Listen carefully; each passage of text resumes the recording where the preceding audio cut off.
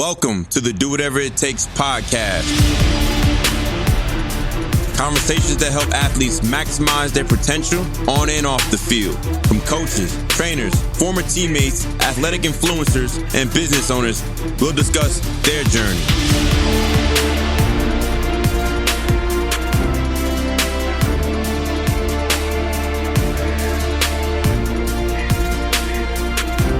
I am your host, Savon Huggins. Let's do it. Before we get started, we would like to thank our sponsor, Cruise Control Music, the ultimate sonic branding experience. Cruise Control Music creates custom authentic sounds and music to showcase your brand identity and is a direct reflection of your vision, goals, and values. If you're looking to start or level up on your podcast experience, log on to cruisecontrolmusic.com. Bryan Murphy, Murphs Elite. This episode is something that needs to be addressed in this generation, especially with the youth. And man, this was a very inspiring story, and his story will help others in their life. Bryan Murphy played at Don Bosco Prep, won a national championship, was a high school All-American, and went on to go to college at Pittsburgh University and started as a true freshman next to Aaron Donald, who actually is one of the most dominant NFL players to this day that we have ever seen. So he's played next to him, and throughout his high school career, he's had some pretty, rigorous types of injuries, but always played through them. And in college, he had a few different injuries that, put him in the hospital where he had to get surgery. And on his second time he was in the hospital, after being, induced and after the surgery was over, he was introduced to pain medicine and painkillers. And those painkillers ended up, being the thing that changed his life forever.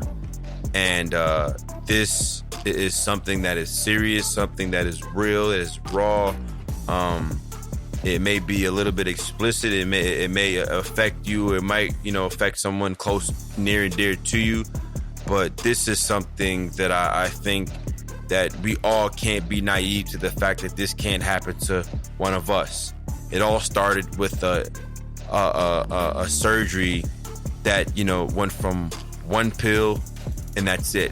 And like, Murph said, all it took is one. And the great side of this story is that Bryan Murphy created a brand called Murphs Elite through his story. And he personal trains student athletes in all sports out of a gym up in Oakland, New Jersey. And he is going around to different high schools and different communities, outreaches, and is speaking about the things that he went through. So not only did he go through something, he's giving back and sharing knowledge to help the next person who may be potentially going down that path to change their narrative. I'd like everybody here to think about this question. What is the most difficult thing you've ever been through in your life? Now, I'm sure you're all aware life is definitely not easy. Oftentimes, it's not fair. Sometimes bad things happen, and that changes you. These occurrences mold you into somebody totally unrecognizable from how you were raised, what morals and values you held dear, and strips away any sense of purpose you once had. So I'll ask you again, what is the most difficult thing you've ever been through in your life? Human beings have this innate sense of adaptation.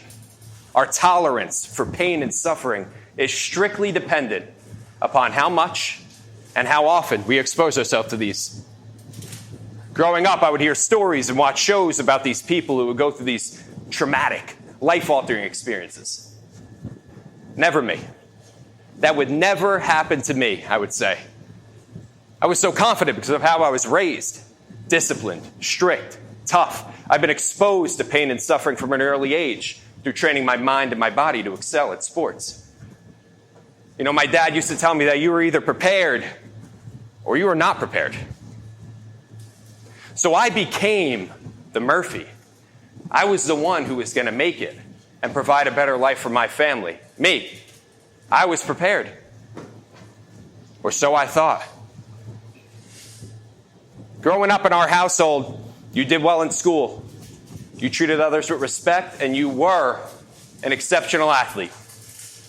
Now, I say that with such conviction because we didn't really have a choice. We were bred for sports.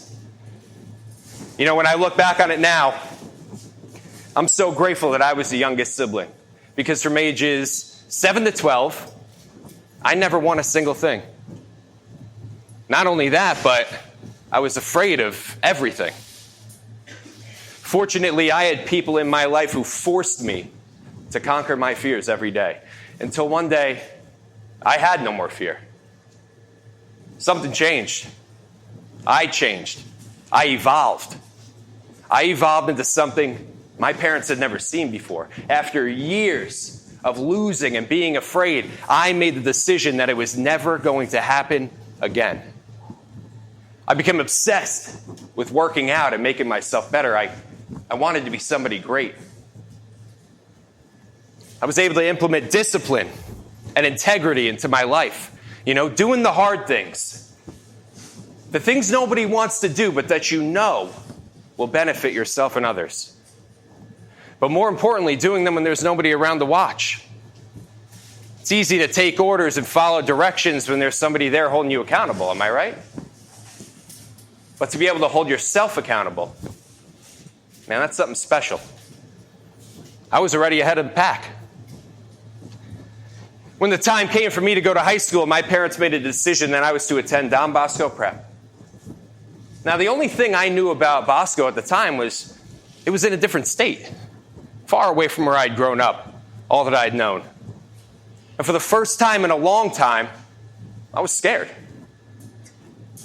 So I resorted back to the only thing I knew would help me: hard work. I prepared, and I adapted, and I earned a starting spot on the freshman football team. All was well. I conquered the disbelief I had in myself. Everything was going as planned, I would say. But in the back of my mind, I always felt a sense of guilt. I knew going to school there would financially cripple my family. My dad had to pick up a second job. Both of my parents are working themselves into the ground. And you know, I rarely got to see my father once I started school at Bosco. And to this day, it's one of my biggest regrets that I didn't have one last opportunity to tell him how much I loved and appreciated everything he's ever done for me. Ordinary day, freshman year, 8 weeks into school, my mom picks me up and tells me, "Your dad's had an accident. He's in the hospital." Due to the negligence of a coworker, he plummeted 6 feet off the back of a truck, crushing his head and his face. And shortly after, he developed a brain infection, which encompassed his entire brain. 2 strokes, 4 brain surgeries, and countless other surgeries later, there I was, 14 years old, in the ICU, staring at this person I couldn't even recognize. Tubes coming out from all over, constant beeping of the machines. In that moment, I truly knew what it meant to feel traumatized. He was severely mentally and physically disabled. You know, the doctors actually used to tell us that it would have been easier if he were to have died. He needed help changing his clothes, bathing, eating. I felt like I was living with a stranger. You know, I was a stranger in my own life. I didn't like to be around him. I used to think that if it weren't for me, he wouldn't have been working that second job, and none of this would have happened. I'd still have my dad back. I couldn't watch TV with him. I couldn't eat around him. I was physically uneasy. And my mom noticed that. So one day she sat me down and she gave me an ultimatum. She said, either you get a full ride scholarship or you ain't going to college, and you can live here the rest of your life and help care for him. Man, I wanted that full ride more than anything in the world. See, I needed to make something of myself so that I could come back and help take care of my family. And from that day on, an inextinguishable flame lit inside me. I was motivated by guilt, but above all else, I was motivated by watching my mom. She never complained, never showed weakness. She always put her kids first. So I went to work. I was unrelenting. I had one goal, and I was going to accomplish that goal by any means necessary. You know, at the time, Bosco was the one good thing I had going for me. My coaches, they stepped up to be that father figure I so desperately needed. They transformed me into a man. They taught us the value of brotherhood when faced with adversity, and that no matter the circumstances, you never quit. Truly an everlasting impact. And finally, after all that suffering, thousands of hours of work, I received my first Division I college scholarship offer. Junior year, 16 years old, I did it. Not long after, I was receiving top Division I offers from all over the country. Through all the trauma my family had to endure, here I was, excelling through life at the top of my game. I had to remain focused. I had to fulfill my purpose. While all the other kids were out partying and celebrating, I was in the gym, perfecting my craft. I didn't even have my first sip of alcohol until after my senior year state championship game. I didn't care what people thought about me, what they said about me, because once they saw the results I was getting, they never had much to say anyway. My senior year, we went on to play top teams all over the country. We won the state and national championships. I was awarded Defensive Player of the Year, All-State, All-American, MVP. I got a taste for the limelight. I was addicted to success. And finally, I whittled down my long list of schools and I chose the University of Pittsburgh. This was the most important decision of my life. The culmination of all I was to become, hung in the balance. I was proud, and I was prepared. When I arrived at Pitt in the summer, I totally overexceeded expectations. Within a week and a half, I cracked the starting lineup, which is extremely rare for a true freshman to do. But you see, I wasn't like most true freshmen. I was fueled by something beyond my own dreams and aspirations, and that made me a very dangerous man. We were in our second scrimmage of the summer. Things were going great until I broke my foot. Doctor's going to tell me I need surgery, easy surgery. Screw in, screw out, 6 weeks, not too bad. After surgery, our team doctors pick me up. They drop me off at my dorm and they leave me with my crutches and an entire bottle of opiate painkillers. This is my first interaction with them. The only thing I knew about these pills was that they were for people in severe pain. I didn't take one pill. Not one. See, that's the type of person I was. I would embrace the pain. I never wanted the easy way out. After 6 weeks, I come back for a game against Rutgers, and I finish the season on a high note. That following spring, we're in practice again, and unfortunately, I'm plagued with yet another injury. This time, it's my wrist. And I knew I hurt it, but I couldn't afford to miss any days because, as an athlete at that level, you're very expendable. So I sucked it up, and I made it through. But a few months down the road, the injury progressed, and the pain became unbearable, even for me. After speaking with our team surgeon, he informs me of the severity of this injury. They're going to have to go in and remove bone from my wrist and then saw off a piece of bone from my forearm to replace it with, then screw everything back together. It was a nightmare. So 2 days later, I'm on the operating table. They put a nerve block in to help with the post-op pain. They conduct the surgery. Everything went as planned. Team doctors pick me up again. They draw me back to my dorm. But by the time we're getting there, I'm starting to feel some discomfort in my wrist, which led us to believe that the nerve block might have failed. Within 25 minutes after that, I am in the most excruciating pain I have ever experienced in my life.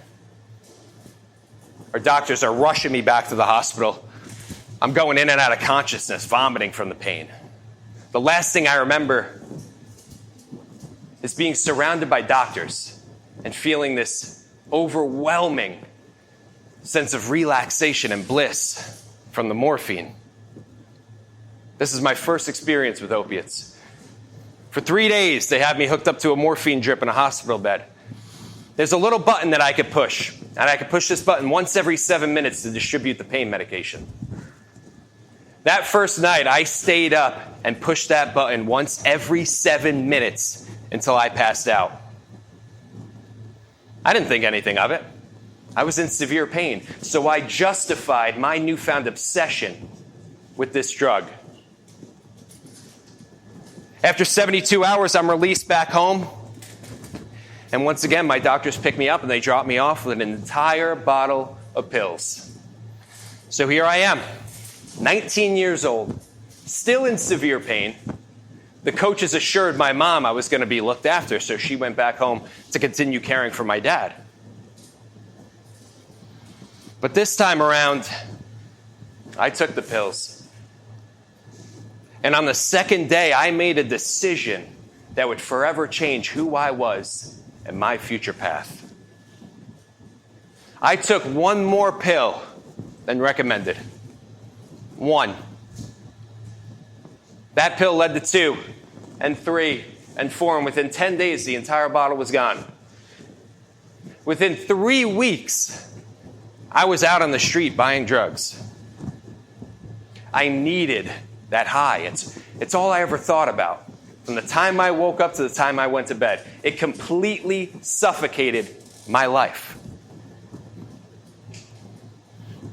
Shortly after, I began snorting the pills. And from that day on, I never took a pill any other way. 3 weeks. 3 weeks was all it took for me to become a full-on junkie. Bryan Murphy, the all-American boy, football phenom, was gone. My new life was about 3 things. Wake up, find money, buy drugs. I failed all my summer classes because I would just sit alone in my room for hours and get high. I would go to physical therapy here and there and then find ways to support my habit so I can continue getting my fix. Coaches always suspected something was wrong. But you see, back then there was very little awareness about opioid abuse. You would never hear about an addiction to painkillers. Whereas today, that's all you hear about, the opioid epidemic. Back then, there was nothing. Dealing with opiates is especially dangerous because of how it changes your brain chemistry. When you take these pills, there's a little neurotransmitter called dopamine, which is released. And this dopamine signals neurons in your body in a way that creates a level of pleasure and excitement, that euphoria. Now that your brain is being overloaded with this chemical, you just can't stop. It attaches itself to the most primitive part of your brain, your survival instincts. I used to think that if I didn't get these pills, I was going to die. So I wasn't just taking them to get high. This is pure survival for me. For the rest of my collegiate athletic career, not a day went by where I didn't take these pills. Every practice, every game, every day. If I went longer than 20 hours without a pill, I would start to experience withdrawal symptoms. Now, withdrawals can be severe for people on opiates, and they can include anxiety, vomiting, muscle spasms. My legs would hurt so bad that the only relief I got was lying in a scalding hot bath, just numbing me. I never wanted to experience full withdrawal symptoms, so I did what I had to do to maintain my habit and start as a Division I football player. I was in survival mode every day. But you'd never know it. I was popular. People loved to be around me. Out at the bars with my teammates, I was the life of the party.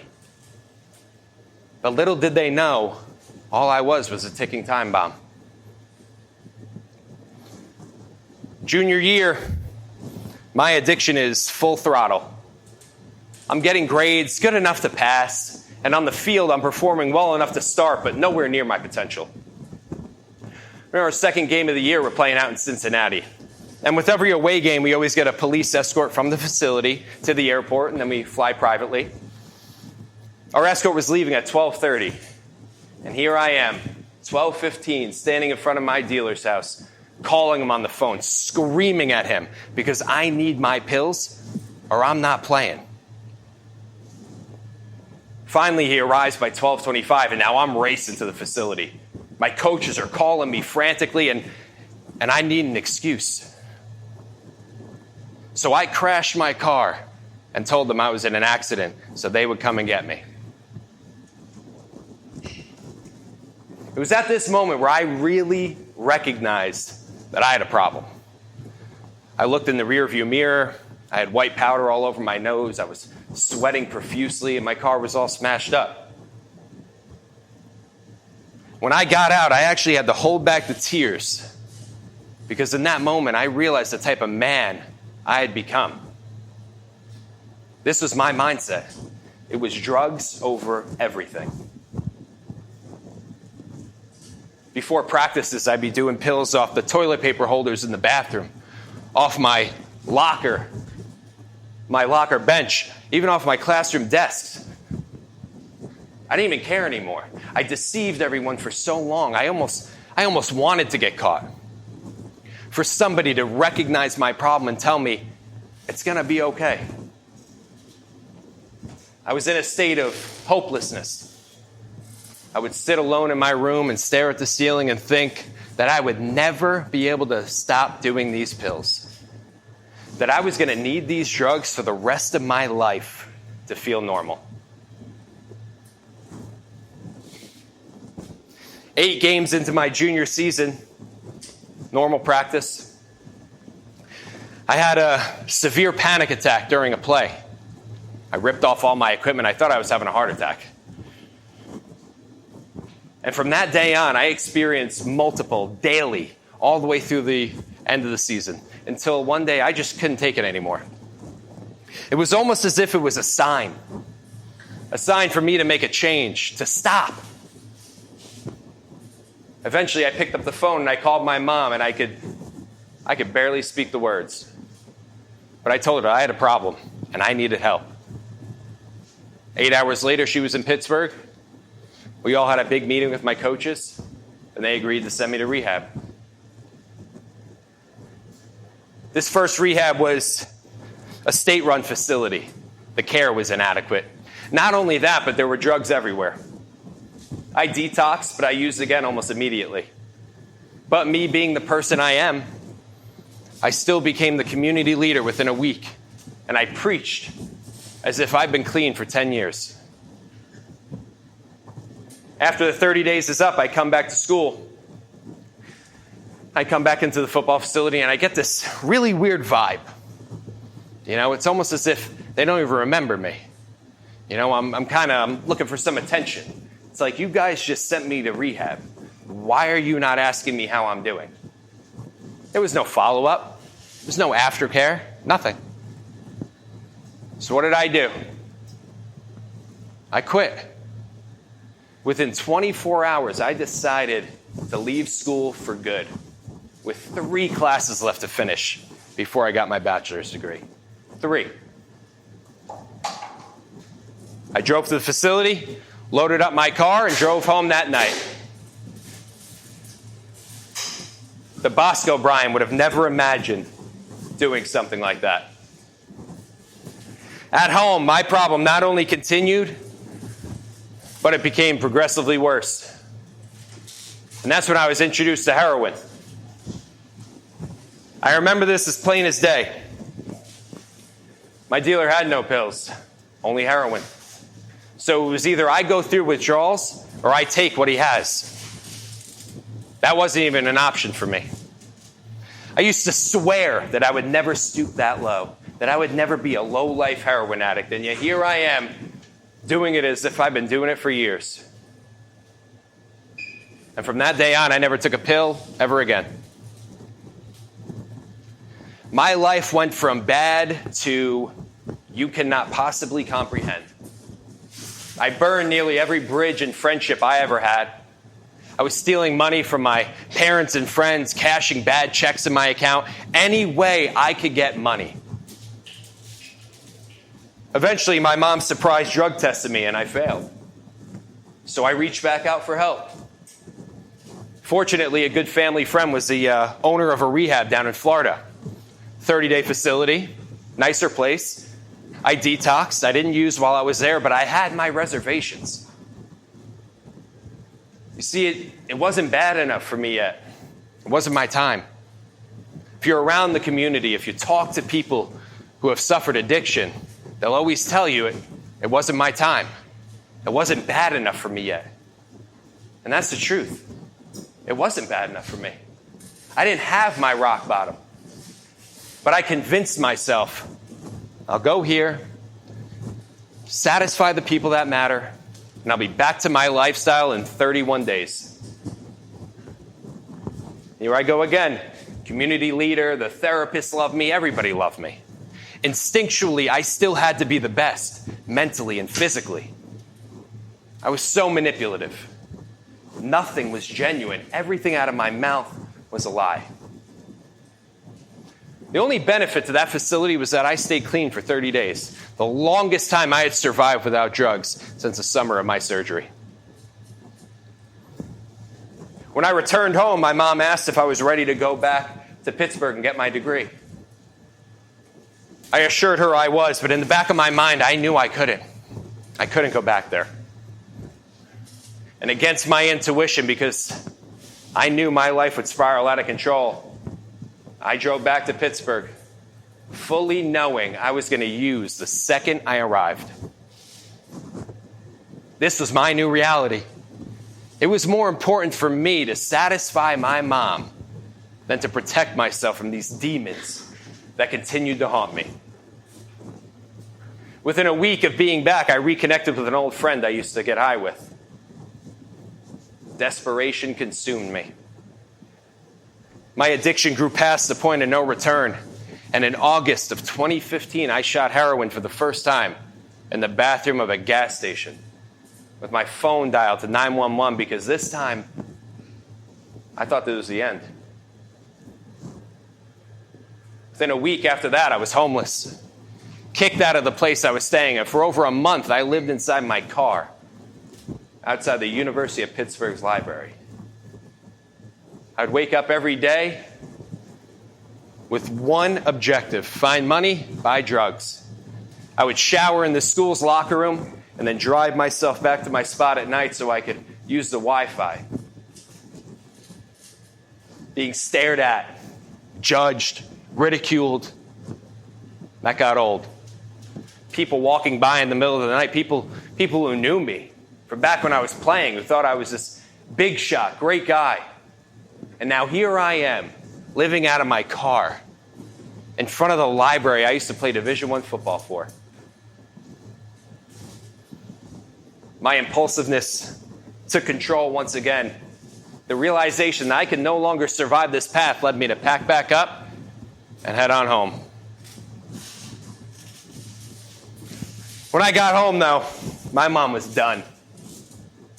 She made it very clear I was no longer welcome to stay there. Fortunately, my brother tried to get me into a detox facility in Queens. So that night, we all drove down. But for my last act of deceit, I stole 3 of my dad's painkillers because I needed that one last high. I was ashamed for even considering it, but my instinctual need for the drugs won out. When we get there, my brother drags me in. Because this time around, I don't have a choice. No more manipulating, no more burning bridges, because there are none left. The only issue is the detox floor is full. So my only option was the psychiatric ward. So I spent 11 days in the Flushing Hospital psychiatric ward over Thanksgiving. Other patients were smashing their heads against the walls, literally ripping their skin open until they bled all over the floor. It was horrifying. There were no TV, no books, no windows, no way out. You had a cot, a gown, and a shower, which is a community shower that everybody shared. That's it. I knew I didn't belong there. But I understood that it was either this or death. My addiction truly transformed me into somebody unrecognizable. When my family comes and picks me up, they inform me I'm headed to Prescott, Arizona, to a 6-month rehabilitation program. I was relieved to leave the psych ward, but 6 months to me, it felt like forever. Fortunately, I didn't have a choice. Arizona was my salvation. I lived in a house with 8 guys. A lot of them were all ex-high school and college athletes, all similar stories. We worked, went to therapy, learned to live our lives without the use of drugs. We formed a brotherhood and held each other accountable, but more importantly, as time went on, I began to hold myself accountable again. Through the leadership of my program and new friends who became family, I broke through the denial that I relied upon for the past 4 years. And I realized it was okay to ask for help, for advice, for ideas to help me become who I wanted to be, who I was meant to be. I looked internally and I realized that the foundation that I was raised upon just wasn't enough at this point. I needed to find other ways back. I really embraced hiking and rock climbing as part of a therapy for me while I was out there. And this one night I'm climbing in this place and it's absolutely magnificent, overlooking this crystal clear lake, and it's around sunset. And I'm super focused on this climb because, one misstep and I'm dead. No joke. But you see, I use these climbs as my new challenges to help overcome my fears, to help me meet my goals, to break through any barriers holding me back from success, from full recovery.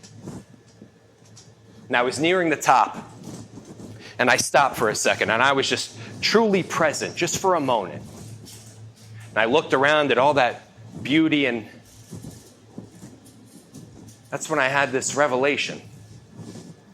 I thought to myself, did I really work that hard all those years to never make anything of myself? I was convinced that it wasn't over, that I could still become successful, that I could help so many people. I just didn't know how. But then and there, I rediscovered my new purpose. Don't waste your life, and help those in need through your life experiences. The euphoria was back. An unbelievable sense of calm, relaxation, and true happiness enveloped me. The hopelessness and depths of despair I reached just a few short months ago were lifted. This moment, at the peak of my climb, I reached the peak of recovery. I was back. For the rest of my time in Arizona, I spent it thinking about this goal and working on myself. I resurrected my self-discipline by doing the things I didn't want to do every single day. One simple act, like making your bed each morning, I completely transcended throughout recovery. You see, making your bed is so important because it's the first accomplishment of every day, which will inevitably lead you to complete more. If I skip this, I could become complacent. I could slip back to those negative actions that once consumed me.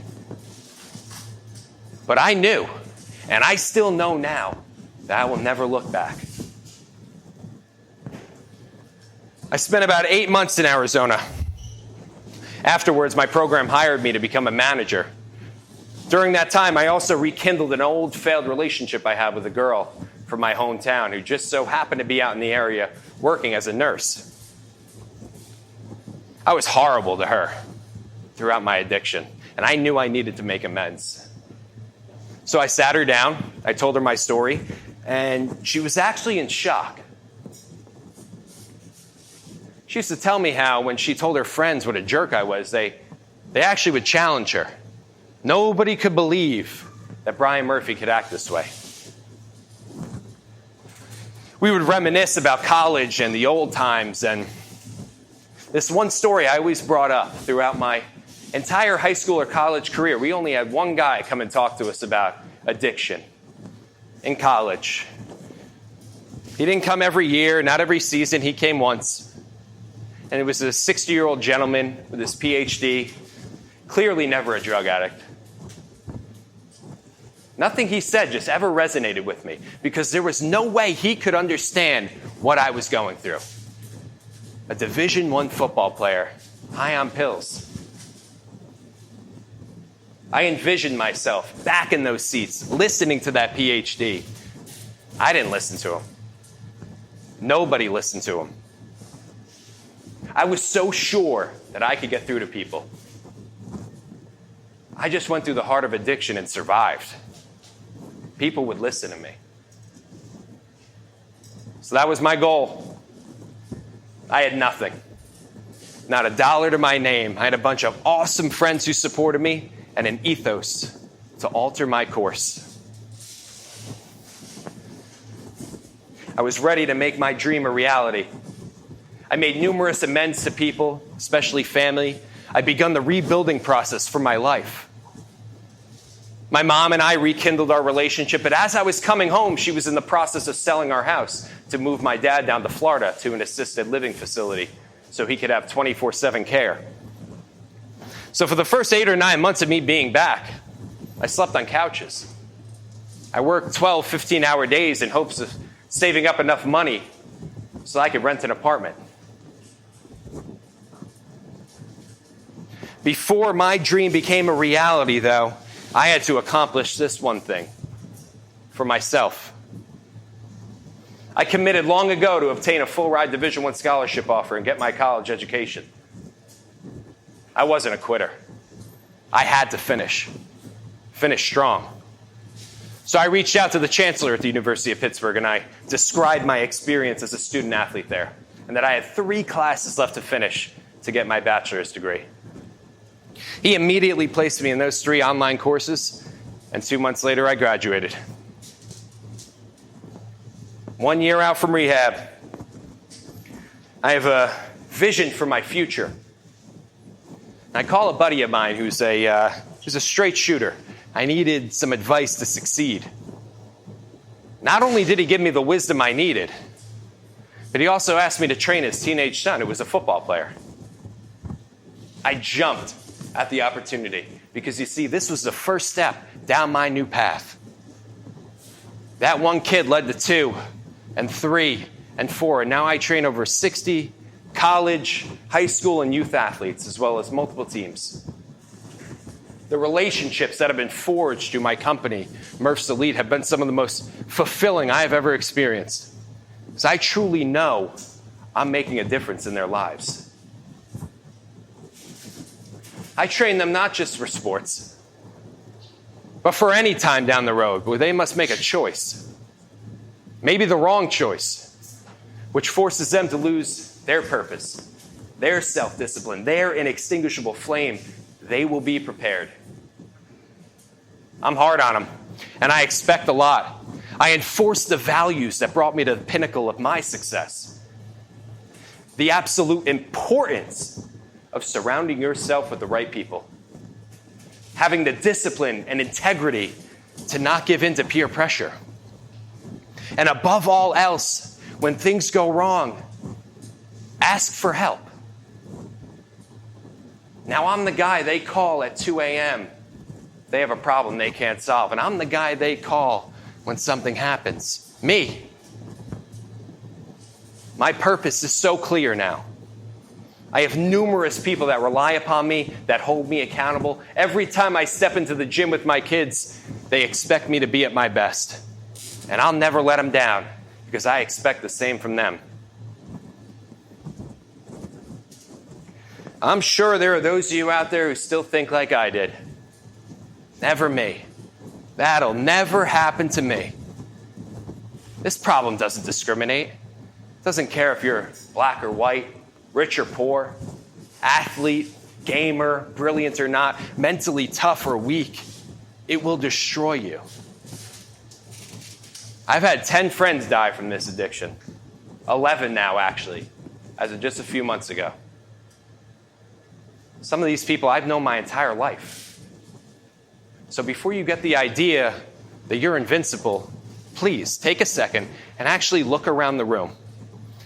Because unfortunately, you or somebody you know will wind up suffering some type of addiction, whether it be drugs, alcohol, vaping, gambling.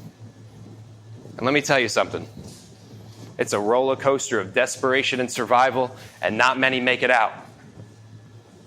The opioid epidemic alone takes tens of thousands of lives annually, and that number is climbing. Today, I'm here to focus you on this crisis. Addiction is limitless. It knows no boundaries. The fact that I'm even here today is a blessing. And with that, I live each day trying to improve myself any way that I can so that I can best help those in need. These changes to my lifestyle that I continue to develop and improve upon ensure I will never be beaten down like that again.